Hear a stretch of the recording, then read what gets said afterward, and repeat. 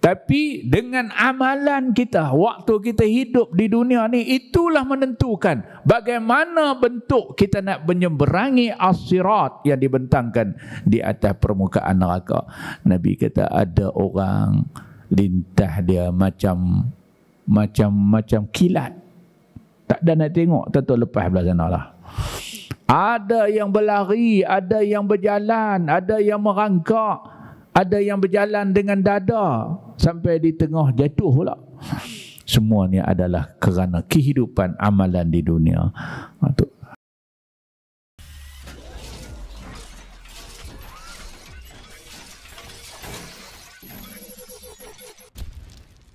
Alhamdulillahirabbil alamin.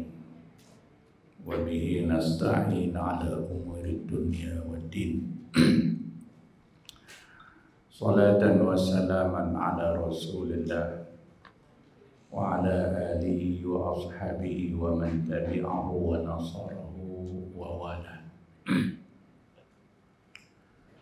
Rabbi shrah li sadri wa yassir li amri wahlul 'uqdatam min lisani yafqahu qawli. Alhamdulillah, kita bersyukur kehadirat Allah Subhanahu wa taala dengan limpah rahmat daripada Allah Subhanahu wa taala kita dapat melalui bulan Ramadan yang sudah pun melepasi pertengahannya dan sedang menuju kepada penamatnya akhir Ramadan. Alhamdulillah, satu peluang yang sangat besar artinya kepada kita, yang dianugerahkan oleh Allah Subhanahu wa taala. Kerana Ramadan ini adalah merupakan lubuk pahala Allah Subhanahu wa taala. Kalau kita ibaratkan macam orang tangkap ikan dalam bedang, dia pergi satu tempat boleh 2 ekor, jalan lagi boleh 3 ekor, tak banyak. Tiba-tiba dia terjumpa satu lubuk yang penuh dengan ikan-ikannya. Alangkah seronoknya dia, tak boleh, tak payah dah duk pergi cari tempat lain. Dia berada di lopak ikan yang sangat banyak. Demikianlah lebih kurang kita bila berada di bulan Ramadan Al-Mubarak. Lubuk kebajikan, lubuk pahala yang kita duk cari selama ni. Bulan lain tak sama dengan bulan ni.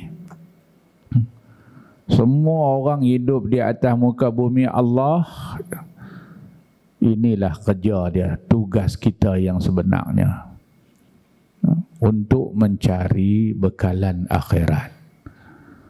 Allah Subhanahu wa taala berfirman, wa tazawwadu fa inna khairaz zadi taqwa. Carilah bekalan sekalian kamu, wa tazawwadu, cari bekal. Fa inna khairaz zadi taqwa, sebaik-baik bekal itu ialah takwa. Kenapa Tuhan suruh kita cari bekal, tuan-tuan? Sebab kita dalam perjalanan. Orang yang perlu bekal ni orang yang dalam musafir.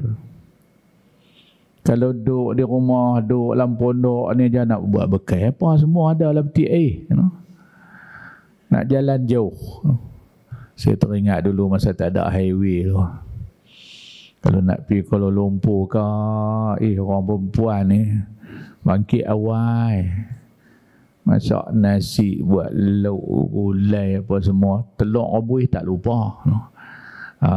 Pasal nak bawa bekal, nak berjalan jauh, berhenti tak mana tahu, Tapah, satu tempat orang berhenti, masjid dia tepi sungai, syok makan. Sedia bekal pasal kita nak musafir. Orang nak pergi mengerjakan ibadah haji satu masa dulu lah pun ada. Lagi sakan. Ni buat tong masak meja ni. Dipanggil tong sarah. Kat satu kampung punya angkat naik kapal. Dalam tu semua ada. Ikan bilis, ikan kerin, belacan, semua ada. Pasal apa? Pasal nak berjalan jauh, nak pi ke satu tempat yang tak boleh nak cari dah. Tak boleh nak cari dah. Nak belanja apa yang kita bawa aja. Sebab tu kalau kita hayati proses pelaksanaan ibadah haji, dia serupa proses kematian, tuan-tuan. No. Bawa bekal, pasal apa? Nak pergi berjalan. No. Nak pergi berjalan pula. Nak pergi satu tempat yang kita bukan nak bekerja.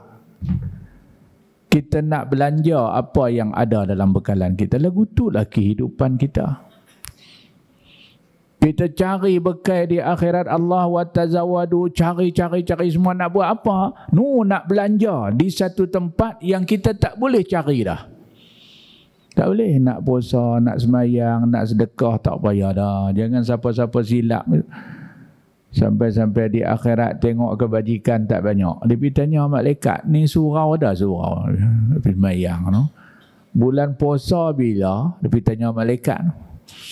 Tak ada dah. Orang tak semayang dah, tak puasa dah, tak beratib dah, tak baca Quran dah.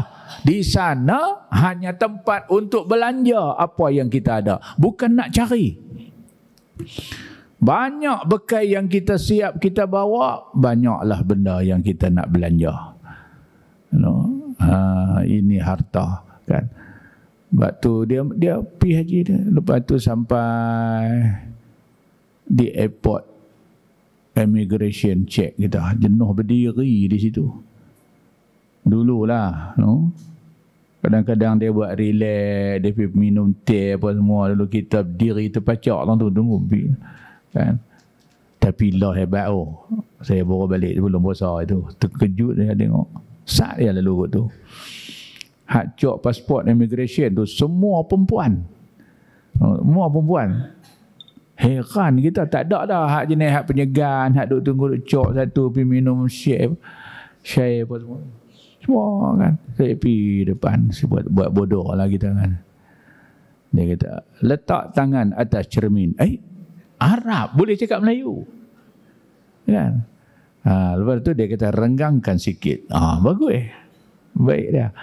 Segak. Tu duk teringat Bella nak pergi pula. Dia cepat. Tapi kena tanya. Tapi sekarang ni dah online. Lagu ni kita isi sebelum kita pergi lagi. Maklumat kita apa semua. Dia naik sampai sana. Dia boleh tengok. Cuma nak sahkan aja kata kita hak tu. Kalau dulu cukup lambat dia selok satu-satu tengok visa, tengok apa. Lagu itulah kita. Dalam perjalanan hidup ni nak balik kepada Allah kan, sampai di kubuk lagi. Tu immigration yang pertama. Man rabbuka, siapa Tuhan kamu? Wa man nabiyuka, siapa nabi kamu?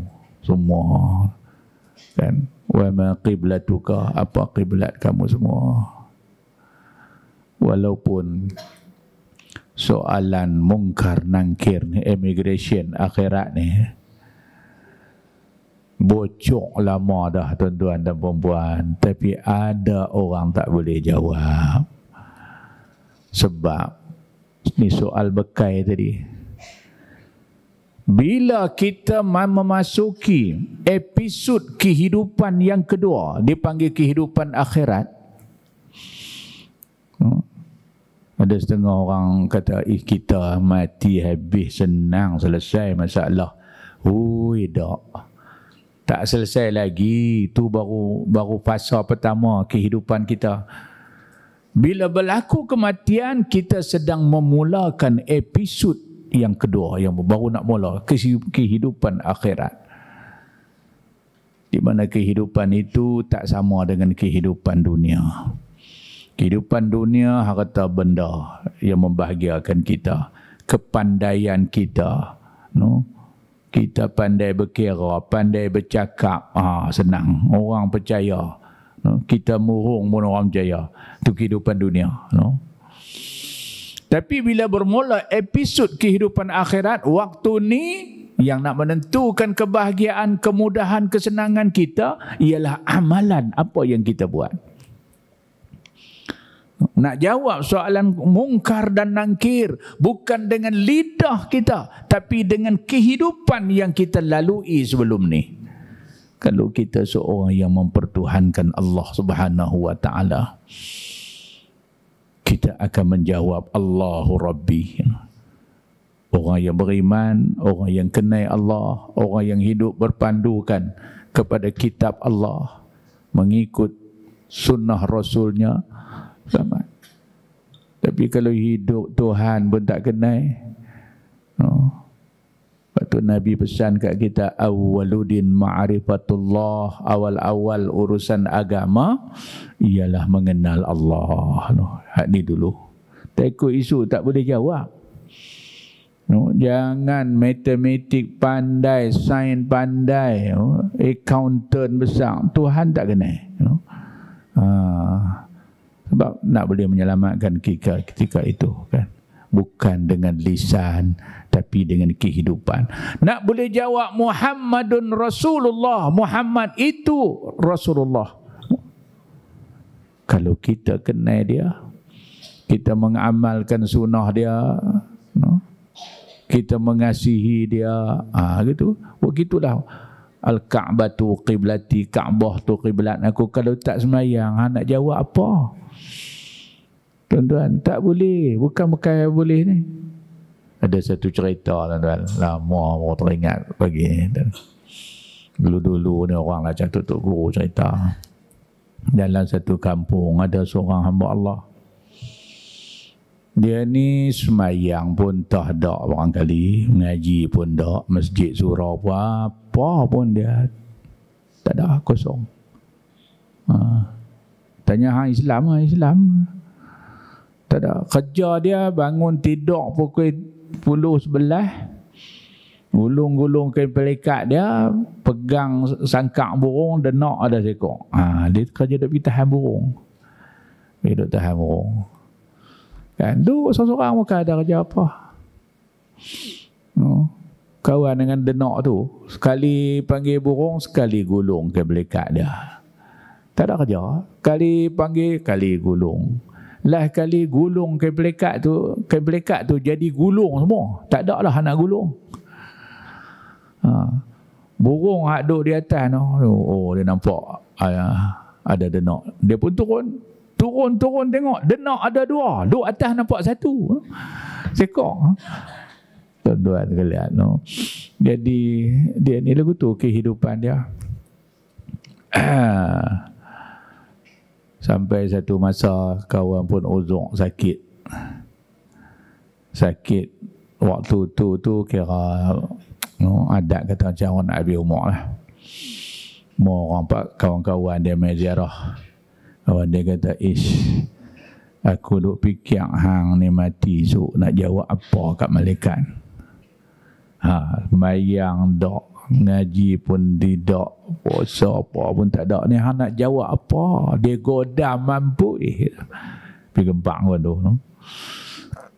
Bila kawan balik, dia pun melengung sungguh juga. Nak jawab apa? Apa pun tak ada.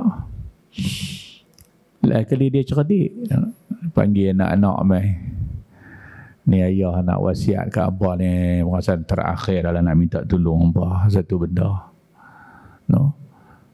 Hampa main ambil duit bawah tikar. Duit jual burung dia simpan bawah tilam, bawah tikar dia. Bertanya nak buat apa ayah? Pergi kedai, pergi beli kain kapan abang ni balik mai. Terkejut anak-anak. Pak kita ni semayang budak nak mati berani kami. Sampai nak sedia kain kapan semua siap dah. Yang abang kata, biar pilah hampa pergi beli, bila orang buang tabiat dah ikutlah. Beli balik mai bagi kat dia. Cerdik dia tuan-tuan.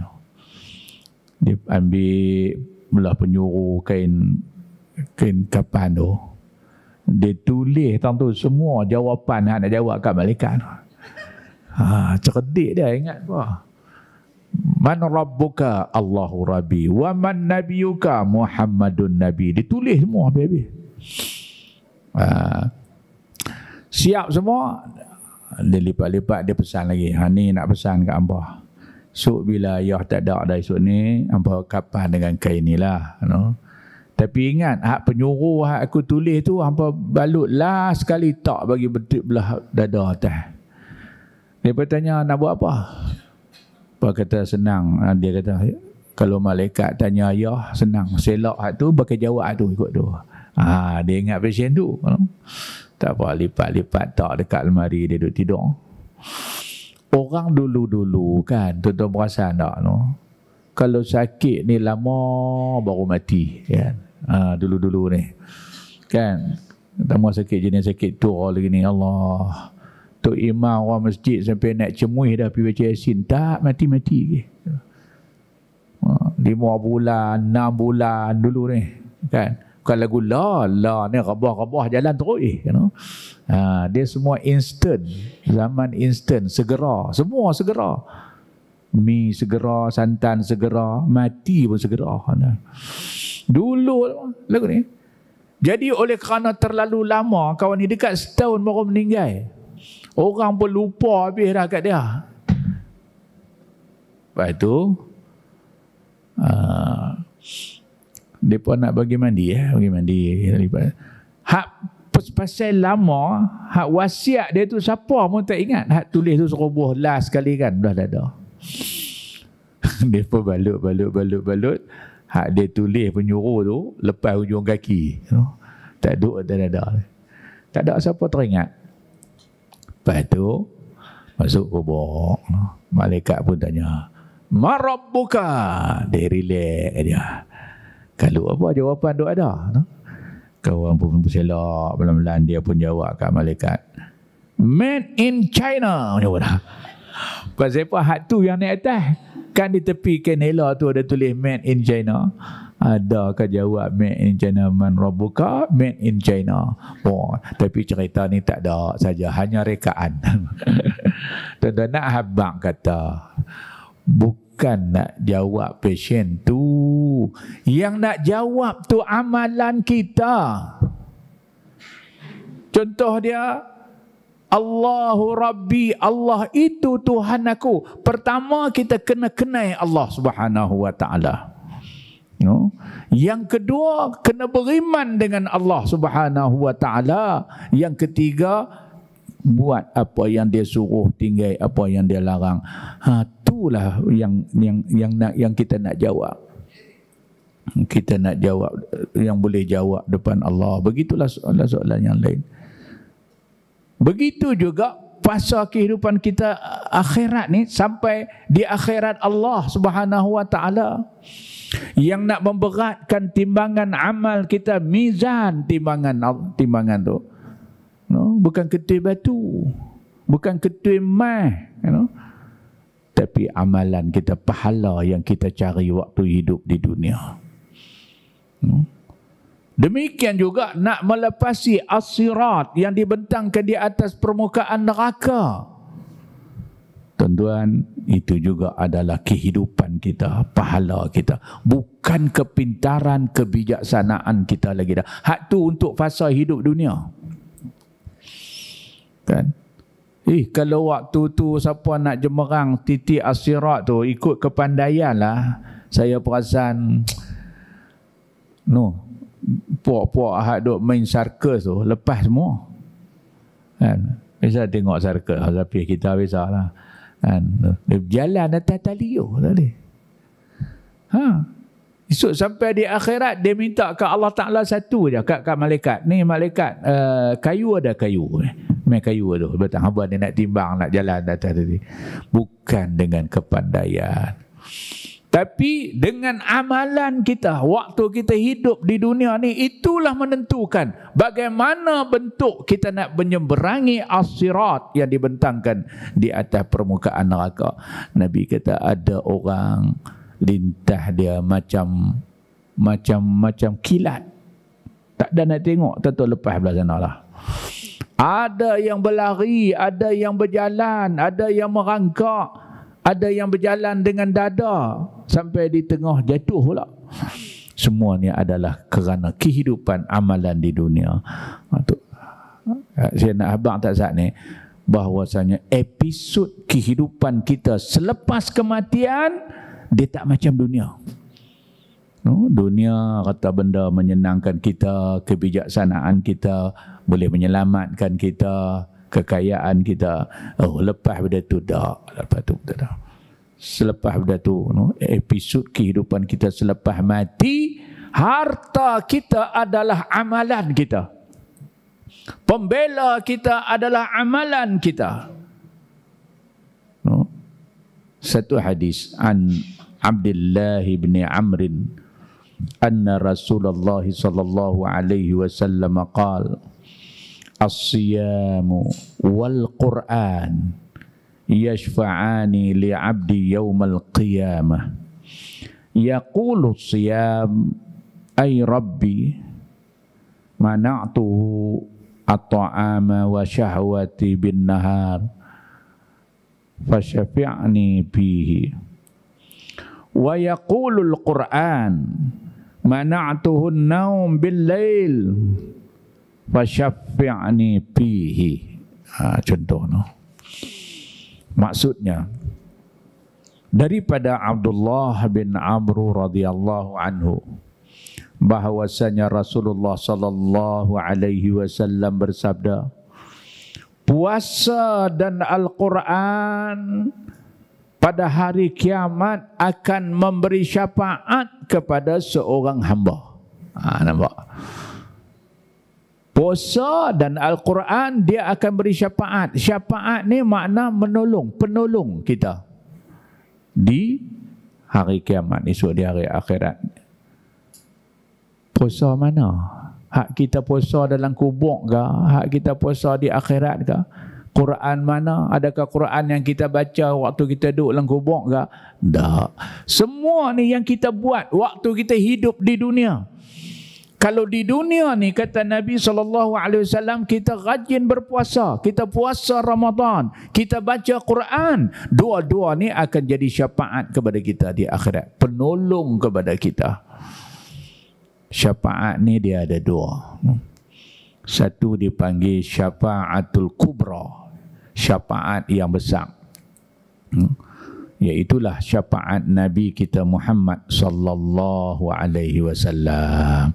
Dia boleh tolong memberatkan timbangan kita, mizan Nabi saja. Ini syafaat yang cukup besar. Dia boleh memudahkan kita untuk menyeberang titik as-sirat. Nabi boleh. Orang lain tak boleh.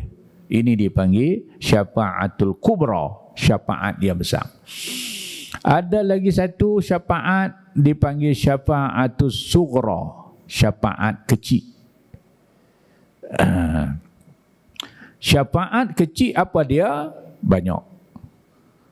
Salah satunya Quran boleh memberi syafaat kepada orang yang membacanya, yang mempelajarinya, yang mengamalkannya. Yang kedua, puasa. Puasa dia boleh bagi syafaat, dia tolong kita. Dalam kubur lagi dah ada riwayat Nabi menyatakan, bila kita duduk dalam kubur, datang solat dia menjadi teman dia. Datang puasa dia menerangi kubur dia. Tu dia tolonglah. Ni puasa kita ni, esok dia akan menerangi kubur-kubur kita. Tak ada lain dah cara boleh bagi cerah melainkan dengan puasa, amalan. Jangan siapa pergi dengan umur banyak dah pergi khabat naik pergi TNB. Minta bagi wasiat pula kat TNB tu. Dia isi borang siap. Ni esok bila maklum meninggal esok, hampa pergi wearing kubur. Bubuh 3 piece. Buat apa 3 piece duduk seorang-seorang kan? Agak-agak mereka layan tak? Cuma mereka nak ambil hati kita, tak apa makcik, insyaAllah kan? Orang buat tak tahu je, tak logik nak buat apa. Tapi yang menerangi kita pada ketika itu ialah amalan kita, puasa kita. Ni di antara Kemudian kata Nabi SAW, wahai Tuhanku, puasa kata dekat Allah, wahai Tuhanku, aku telah menahannya dari makanan dan nafsu syahwat di siang hari. Maka izinkanlah aku memberi syafaat kepadanya. Kata puasa habaq ke Allah Ta'ala. Dia ni tahan lapar dia, tahan dahaga dia, tahan syahwat dia di siang hari kerana Allah. Maka puasa kata, bagilah aku tolong dia hari ini.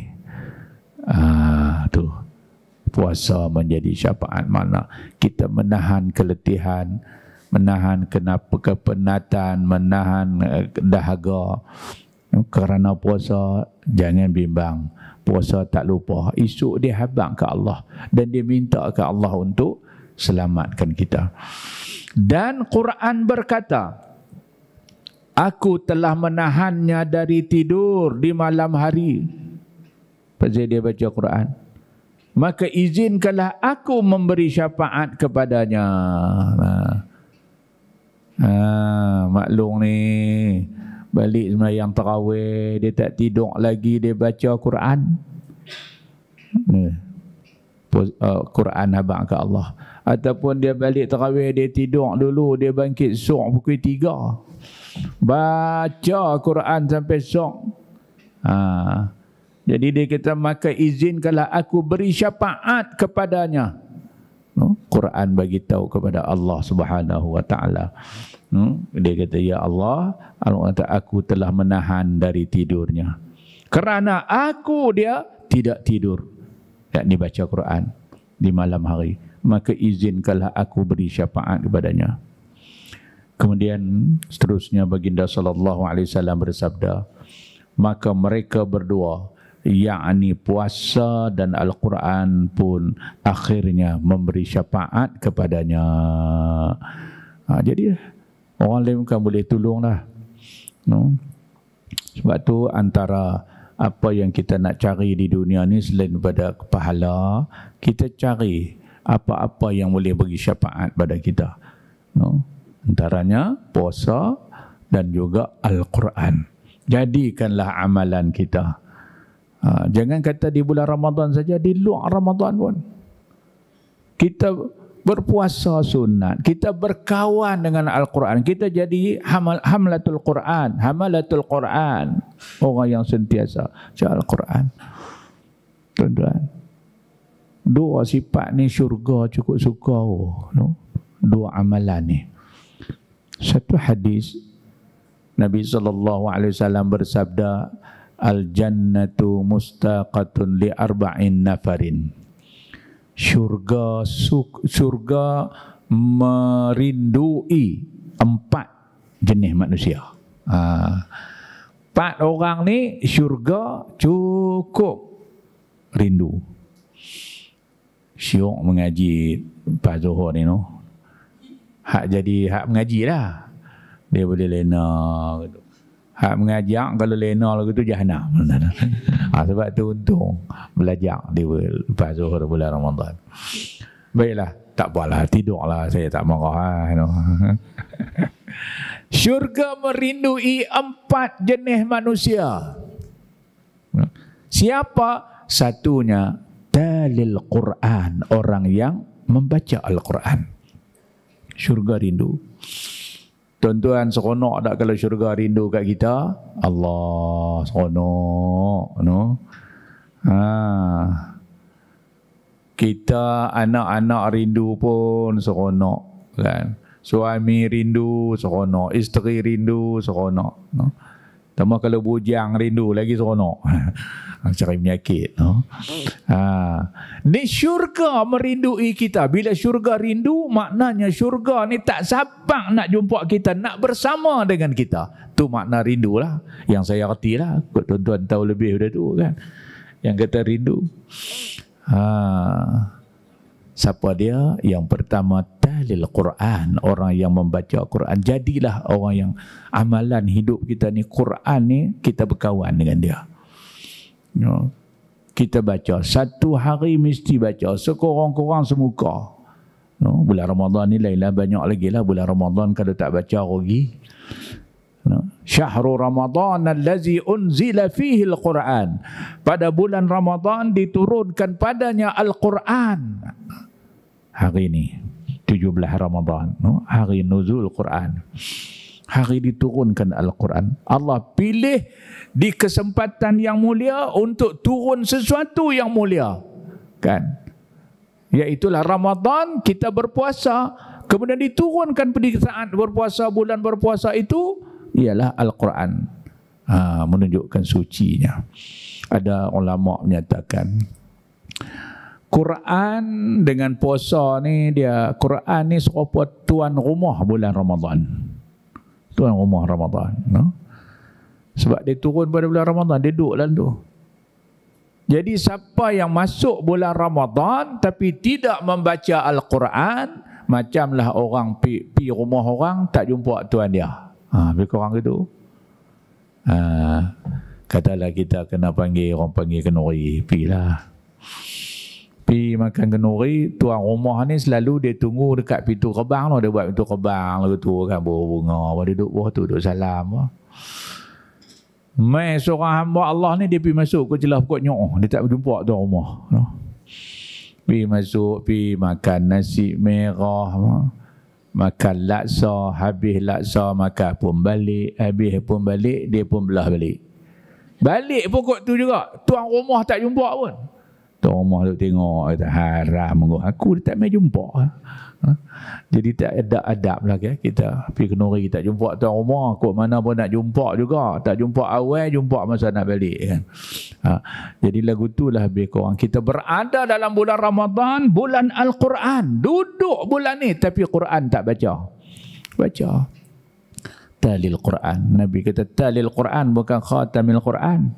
Ada setengah orang dia kira kami tak mampu lah nak baca. Boleh satu juzuk ya, mana boleh khatam. Siapa kata syarat wajib khatam bulan Ramadan? Itu kelebihan. Kalau boleh baguslah. Yang pentingnya talil Quran, bukan khatamil Quran. Talil Quran maknanya baca Quran. Kalau boleh khatam lagi bagus. Yang penting kita baca. Baca satu juzuk tu. Habis ulang. Yang penting kita baca talil Quran. Satu juzuk pun tak boleh, Ustaz. Bolehlah surah-surah juzuk ammah. Dulu mengaji lah, elok boleh satu juz mak suruh menikah. Lepas tu tak mengaji dah. Kan? Lagu tu lah selalu orang dulu kan. Baca tu. Kan? Satu juzuk pun tak boleh katanya. Baca ayat lazim. Kan, ulang pun tak apa. Baca ayat lazim dulu, ayat dulu dalam muqaddam, habis tu nak naik Quran, Datuk Guru mati. Apa Datuk Guru mati tak mengaji dah, hampirlah boleh tu. Ulang tu. Ayat lazim pun tak boleh, Ustaz. Silap banyak dulu tak mengaji. Bolehlah satu dua surah. Nak buat guna. Ada orang tanya, nak buat guna. Dia nak dapat juga kelebihan baca Quran. Saya teringat lah. Adalah riwayat, bolehlah ambil, dah tak baca langsung kan. Rasulullah SAW selalu dia akan bergurau dengan isteri dia sebelum tidur. Nabi kata, wahai Aisyah, khatam olehmu akan Al-Quran sebelum tidur. Aisyah ni orang betul, orang taat kepada Nabi, kepada suami, dia kira nak baca kan. Bukan lagu Kak Choh kok belah seradang ni, jenuh kalau lelaki dia kata. Hang khatam Quran Choh sebelum tidur. Dia jawab berkepui. Ingat senang nak habis 30 juzuk, masa mana nak habis, yang mereka tidur lena elok, kita duduk baca tu baru-baru sampai sok dia boleh tiang. Tapi Khadijah Aisyah, dia kata apa? Dia nak kira nak baca? Nabi kata tak, bukan. Melawak lah tu. Baca olehmu suratul Ikhlas 3 kali sebelum tidur, seolah-olah engkau khatam Quran pada malam tu. Kan? Nak ambil hak ni bagi orang hak tak mampu baca Quran, kan takut salah, dulu tak belajar. Baca surah yang pendek ni. Banyak-banyak kali di bulan Ramadan. Suratul Ikhlas, pegang tasbih 1000 kali. Suratul Ikhlas pun tak boleh. Baca surah Qul Huwallah. Senang. Qul Huwallah pun tak lepas. Baca surah Qul Hu. 3. Baca. Yang penting kita baca. Jadilah kita talil Quran. Orang yang baca Quran, orang ini dirindui oleh syurga. 1. Yang kedua, wa hafizil lisan. Hafizil lisan, orang yang menjaga lidah. Orang ni syurga. Syurga rindu tuan-tuan dan puan-puan, yang suka jaga lidah. Tak kira lah bila pun, lebih-lebih lagi bulan Ramadan. Bila dia nak bercakap tu, dia fikir banyak kali. Aku nak bercakap ni, Kak Leha ni berasa tak ni? Orang sakit hati ke tak? Lepas dia fikir tu, baru dia bercakap. Orang ni, orang hak jaga lidah. Orang yang hafizil lisan. Yang ni lebih-lebih lagi kita perlu dalam bulan Ramadan. Sebab perkataan qauluz zur, kataan yang tak baik, yang buruk, dia boleh merosakkan puasa. Jadi kita miliki sifat ni, hafizil lisan. Jadi orang yang syurga rindu, dia jaga lidah. Cara hidup dia syok, orang bercakap dengan dia, orang sembang dengan dia, seronok. Ada orang tengok-tengok jom ikut ni tu mai dah. Apa dia? Brand. Brand pasal dia tu brand cakap sampai tak peduli, tak fikir apa. Orang suka ke tak. Jadilah kita orang yang menjaga lisan. Orang menjaga lisan ni ialah orang yang syurga rindu. 2. Yang ketiga, orang yang syurga rindu ialah as-saimi fi syahri Ramadan, orang yang berpuasa Ramadan. Orang yang berpuasa Ramadan, kita semua adalah menjadi kerinduan syurga. Sebab tu dalam hadis lainlah, Sayyidina Jabir bin Abdullah, kata Nabi SAW, Allah berfirman kepada syurga, ista'iddi wa yatazayyani li'ibadi. Wahai syurga, bersedialah engkau, berhiaslah engkau untuk hamba-hambaku yang beribadat, yang berpuasa. Yushika an yastarihu min ta'abid dunya ila dari wa karamati. Hampirlah mereka akan berehat daripada kepenatan dunia kerana ibadat, menuju ke syurgaku dan kemuliaanku. Maknanya Allah nak bagi syurga. Sebab tu dalam ayat yang kita baca saat ni pula, Nabi kata, yang ketiga, orang yang dirindui oleh syurga, as-saimu fi syahri Ramadan, orang yang puasa pada bulan Ramadan. Dan yang keempat, wa mut'imul ji'an, orang yang suka memberi makan orang lapar. Orang ni syurga rindu. Kan, tak kira bulan Ramadan ke, di luar Ramadan ke, kita ni orang yang suka pergi bagi makan orang susah. Tak boleh tengok orang susah tak ada makan. Dia kira nak pi tolong, nak pi bantu. Lebih lagi bulan Ramadan, mana ada. Dan Nabi sebut tadi memberi makan orang yang lapar. Mana ada orang puasa lapar? Lapar, orang kenyang. Tak ada. Kalau kenyang dia tak puasa, tengah hari tadi dia balas dah seperiuk. Tapi orang yang puasa dia lapar. Memberi makan, kalau bulan puasa, memberi makan orang yang berpuasa. Nabi kata, barang siapa memberi makan orang yang berpuasa, yang ni berbuka lah, bukan tengah hari, Allah bagi pahala kat dia sebagaimana pahala orang yang berpuasa tu dapat, dengan tidak kurang, dan diampunkan dosa dia, tidak kurang pahala dia. Kan tu kita jamu seorang makan, kita dapat pahala seolah-olah kita puasa 2 hari, 2 orang punya puasa. Jamu makan 10 orang, seolah-olah hari itu kita dapat 11 pahala puasa. Tapi jangan silap faham. Dia kata kalau lagu tu, tak tahu kata lagu tu. Ingat esok nak balik kampung lah, nak buat buka puasa di rumah, nak bagi makan 30 orang. Dia pun balik tinggal kat pondok ni, saat balik buat buka puasa di kampung dia 30 orang. Masak aku tu kalau apa semua, hidang apa siap.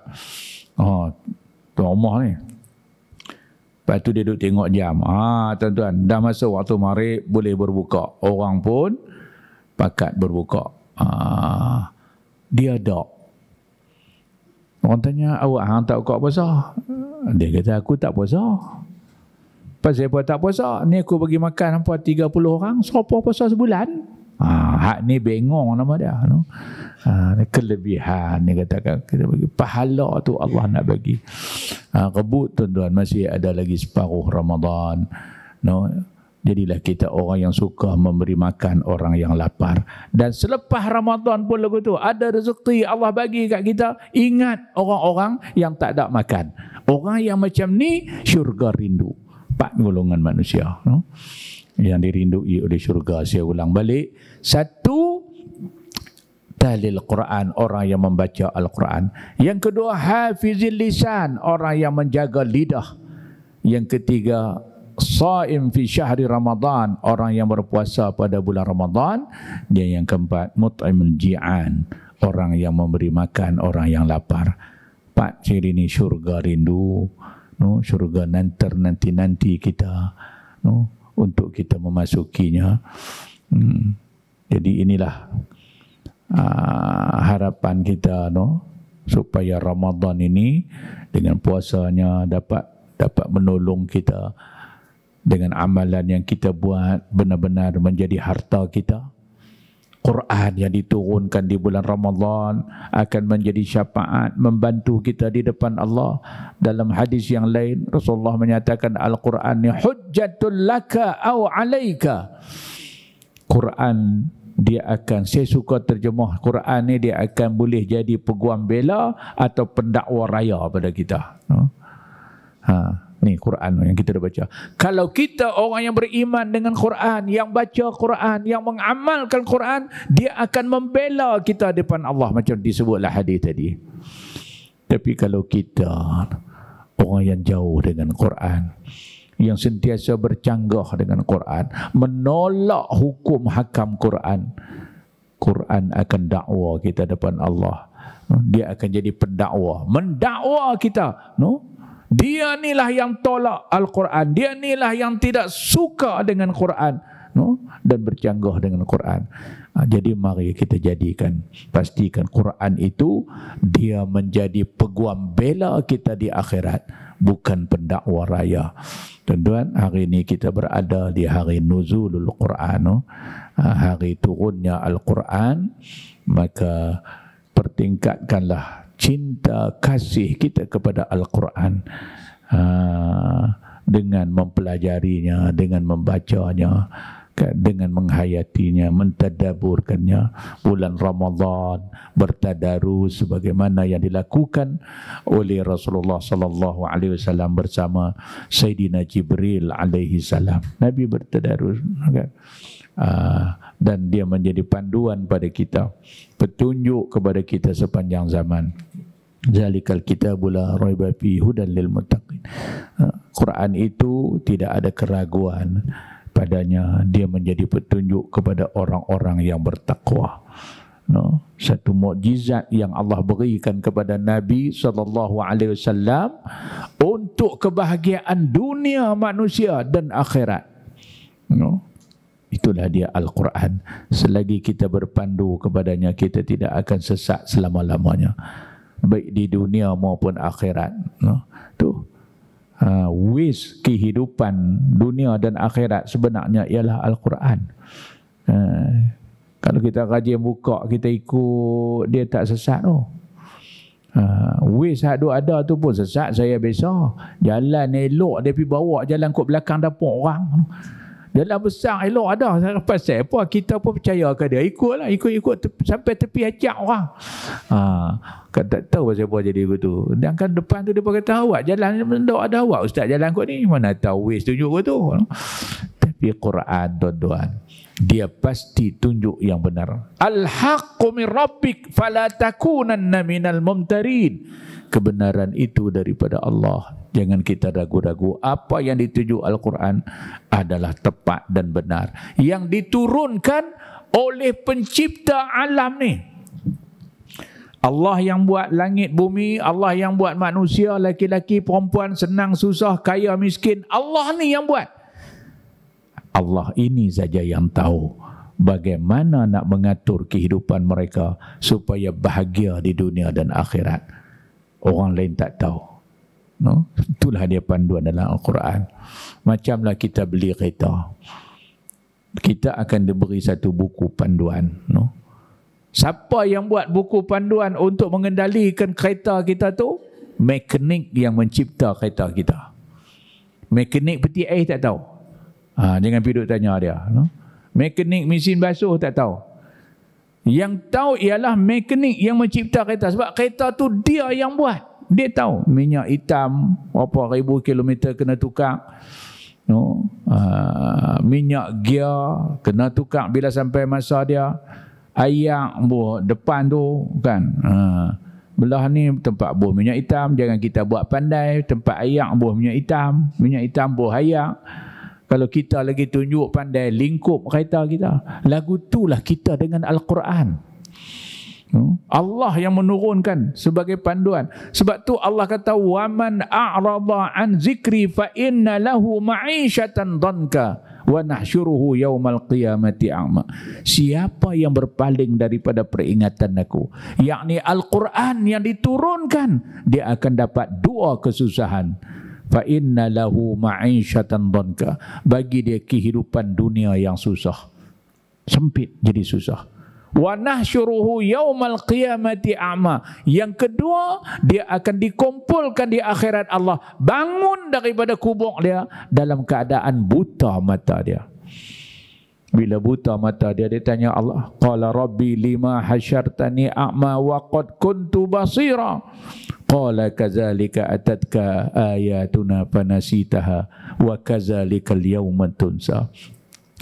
Bila orang yang hidup atas dunia dulu bercanggah dengan Quran, berpaling dengan Quran, dia bangkit di akhirat, dia tak nampak, kelam. Takut tuan-tuan kalau bangun di akhirat tak nampak. Kalau tak nampak atas dunia tak apa, no? Pegang tongkat putih tu, lintas jalan, Perdana Menteri pun berhenti. Kena bagi orang pergi lu. Raja pun bagi. Sebab dia ada OKU, kita bagi penghormatan. Kita tak tahu arah kiblat, no, orang akan bawa tunjuk, kok ni pak cik mayang. Tapi kalau buta di akhirat, bangun-bangun buta, takkan ada sebarang orang yang akan sudi pimpin kita. Pak cik tu depan tu neraka, pak cik tak ada. Jalanlah kita menuju ke neraka Allah dalam keadaan kelam. Tak dunia tak apa. Saya biasa jumpa orang buta, dia syukur dia buta. Lama lah, dekat 10 tahun dulu lah. Bulan puasa, no? Ceramah Nuzul Quran ya, di Perak, belah Tanjung Malim. Ceramah Nuzul Quran tu lepas tarawih, sebelum tu sembahyang tarawih. Imam diimport daripada Kuala Lumpur, penceramah daripada Pulau Pinang. Bayanglah, sedaplah Tok Syekh tu baca, Syekh Muhammad Ali Al-Badri, nama dia daripada KL. Sedap. Tak sedap dia rasa sesat, no? Dia tu imam ni kalau sedap, mayang pun rasa sesat. Kalau tu imam lah macam tik kebau lurus gitu. Tajwid pula tak kena. Allah, 8 rakaat pun rasa lagu 40. Ni dia baca sedap. Habis mayang saya pergi duduk kat dia. Saya tanya, Tuan Syekh, tak nampak ni sejak lahir ke? Tak Ustaz, dia kata tak. Umur apa tahun ke? 10 tahun ke bawah. Dia kena demam panas kuat tapi tak nampak. Lepas tu saya tanya, macam mana rasa? Dulu boleh nampak lah, tak boleh. Ustaz, dia kata, ana syukurlah tak nampak. Start dah tak nampak tu lah sampai lah yang boleh hafal Quran 30 juzuk. Kalau celek tak tentu. Tunggu. Hak celek ni pun, kholia pun kadang-kadang nak tutup tak boleh. Doa a'bud tak boleh. Itu celek. Dia seronok, tuan-tuan. Di akhirat esok, orang yang bangkit dalam keadaan kelam, cukup bimbang. Dia tanya Allah, lima hasyartani a'ma. Kenapa aku dibangkitkan dalam keadaan a'ma, buta, ya Allah? Wa qad kuntu basira. Sedangkan aku ni boleh melihat, dulu boleh tengok. Allah kata kat dia, dulu telah datang kepada engkau ayat-ayat kami, Al-Quran. Fanasitaha, engkau buat lupa.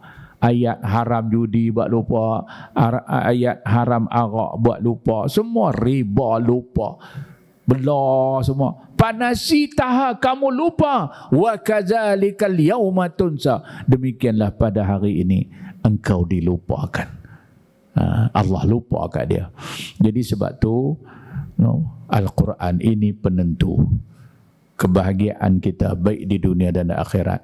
Allah yang menurunkan. Allah mana? Allah yang mencipta manusia. Allah ni yang tahu bagaimana kehidupan yang menyelamatkan manusia itu di dunia dan akhirat. Jadi tuan-tuan dan puan-puan yang dirahmati Allah sekalian, kat itulah untuk renungan kita tengah hari ini. Sebelum saya pun lena sama, kita berhenti satu hati kerana kepenatan kita berpuasa dan semua ni ada nilai di sisi Allah. Kita ingat lagi, kita penat ni semua ni, esok ni puasa nak habang kat Allah, nak bela kita sebagai syafaat sughra yang kita baca tadi kan, Al-Quran dan puasa akan memberi syafaat pada kita insya-Allah. Wallahu a'lam. Bismillahirrahmanirrahim. Alhamdulillahirabbil alamin wassalatu wassalamu ala sayyidil mursalin wa ala alihi wa sahbihi ajma'in. Allahumma rabbana taqabbal minna innaka antas samiul alim. Allahumma arinal haqqa haqqan warzuqna ittiba'ah wa arinal batila batilan warzuqna ijtinabah. Allahumma ja'alna mimman yastami'una al-qawl fayattabi'una ahsanah. Allahumma inna nas'aluka ridhaka wal jannah wa na'udzu bika min sakhatika wan nar. Allahumma innaka 'afuwun karimun tuhibbul 'afwa fa'fu 'anna wa 'an walidina wa 'an jami'il muslimin wal muslimat bi rahmatika ya arhamar rahimin. Walhamdulillahirabbil alamin. Taqabbalallahu minkum.